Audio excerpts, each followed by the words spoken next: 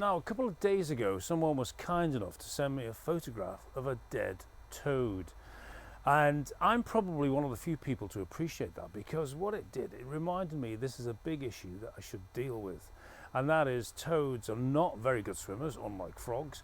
And so when they go down into the deeper, 2 meter deep bit, they can't get up the 1 meter sheer wall. So unfortunately, some of them drown. So what we need is a toad ramp to help those little creatures get out of the pond. Now, what I was going to use is a bit of larch, but I haven't got it. But I found, well, I've got it, but I found this bit of scrap decking, yeah. And with the larch, what I was going to do was with the saw cut shallow indentations in there to help, you know, make a ladder, make it more grippy, because this will probably end up at an angle sort of like that in the pond. But this one's already got vertical grooves in it, and I reckon toads will be able to grip that pretty well anyway. But I'm still going to go ahead and put these other slots in just to make it even better.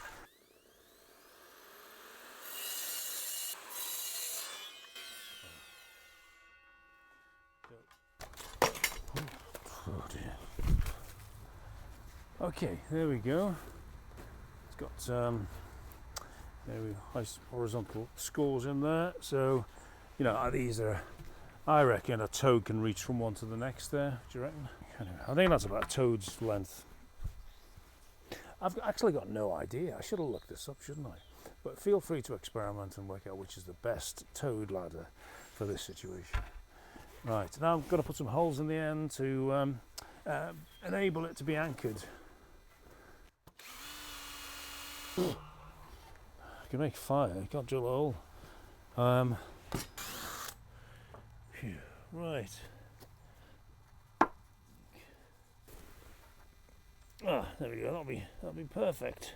And I'm going to tie something like that on, probably so it ends up like this, so that's a nice smooth, this is a sea-smoothed brick. Just tied it on to the holes in the bottom of the plank, and at this end I've done a similar thing, bit of wood and a few bits of rope to go over the wall, see if that'll work. So I'm just going to field test it in the pond. But I'll need to take this blinking thing off.